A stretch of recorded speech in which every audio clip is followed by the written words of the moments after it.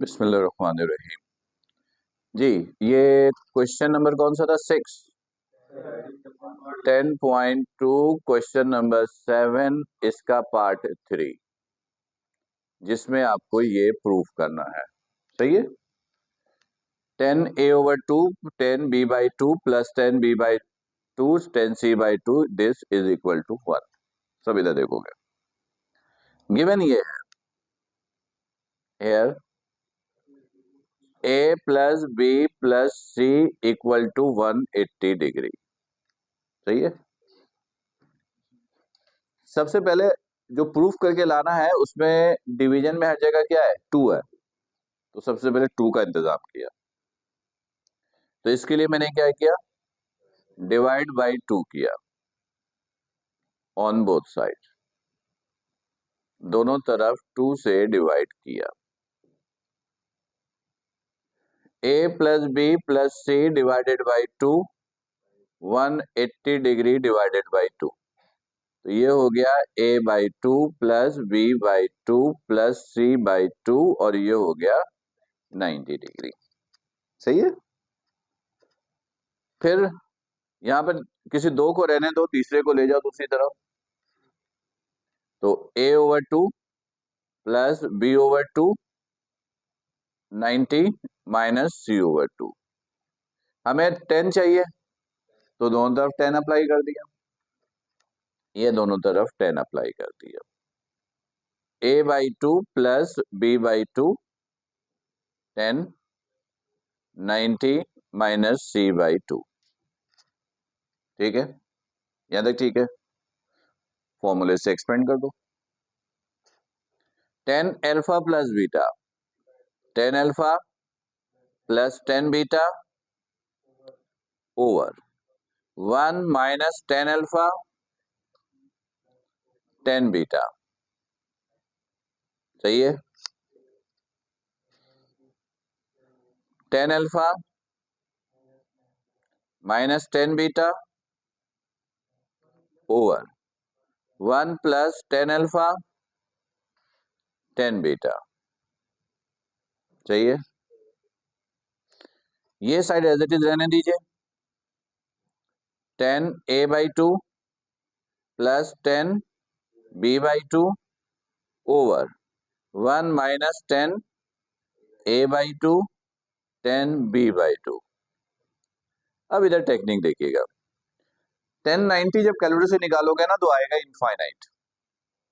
और इनफाइनाइट को आप डिफाइन नहीं कर सकते, इनफाइनाइट को आप सॉल्व नहीं कर सकते। इनफाइनाइट का कोई मतलब ही नहीं है आपके पास। प्लस कैसे करें, माइनस कुछ है आइडिया नहीं। तो इनफाइनाइट वैल्यू अगर कहीं पे आ जाए और आपको उसको सॉल्व करना है तो आप उसकी जगह हमेशा 1/0 लिख दो। क्या लिख दो? क्योंकि 1/0 भी इनफाइनाइट होता है। कैलकुलेटर से करके देख लो। 1/0 इनफाइनाइट ही आएगा, यानी math error. 1/0 again math error. सही है। तो जब भी इनफाइनाइट आ जाए ना तो उसका एक लॉजिक ये है, क्या अगर आपको सॉल्व भी करना है तो आप उसकी जगह 1/0 लिखो। और 0 एक डिजिट है बाकायदा। तो आप इसकी जगह लिखा 1/0। इसको एज इट इज रहने दिया 10c/2। इसके नीचे कुछ नहीं है तो 1 है। सही है। पेन बंद कर दो। हाँ। 1 प्लस 1090 यानी 1/0।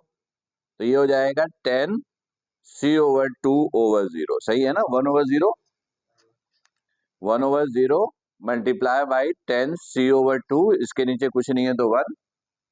ये 1 से मल्टीप्लाई हुआ 10c/2 और ये 1 मल्टीप्लाई बाय 0 0। सही है। अब इसको एज इट इज रहने दो। इसका ऊपर एलसीएम लो, इसका नीचे एलसीएम लो। देखिएगा 10 फिर चली गई light. 10a/2 plus 10b/2 over 1 minus 10a/2 10b/2। अब इधर देखिएगा एलसीएम में क्या होता है कि ये दोनों मल्टीप्लाई हो जाता है, सही है। फिर ये इससे मल्टीप्लाई होता है और ये इससे मल्टीप्लाई होता है, तो ये तो 0, सही है। यहां पर भी एलसीएम लो, 0 इंटू 1, इसके नीचे कुछ नहीं है तो 1, 0 इंटू 1। ये इससे मल्टीप्लाई हुआ 0 प्लस ये इससे मल्टीप्लाई हुआ तो 10 3/2, सही है। ये और ये कैंसिल, सेम वैल्यू कैंसिल, सही है। 0 को एज ए डिजिट कंसीडर करते हुए इसको हमने एक दूसरे से कैंसिल कर दिया, सही है। तो ये रह गया 10a/2 plus 10b/2 over 1 minus 10a/2 10b/2 equal to 1 over 10c/2 बच गया, ऊपर से रह गया 1, 1 माइनस 0 1 और 0 प्लस 10c/2 10c/2। अब cross multiply, 10a/2 plus 10b/2 multiply हो गया 10c/2 के, और 1 इससे मल्टीप्लाई हुआ तो ये एज इट इज रहा, सही। ओपन करो bracket, 10a/2 10c/2 plus 10b/2 10c/2 is equal to 1 minus 10a/2 10b/2। ये माइनस का इधर आकर प्लस का 10a/2 10b/2 प्लस, फिर इसको लिखा 10b/2 10c/2, फिर इसको लिखा, मल्टीप्लाई में है तो अरेंज कर लिया, 10c/2 को पहले और a/2 को बाद में, यहां पे देखते हुए अरेंज किया। मल्टीप्लाई हो रहा है तो किसी को भी आगे पीछे लिख सकते हो, और ये इस साइड क्या रह गया, इधर 1 रह गया, ये हो गया प्रूफ,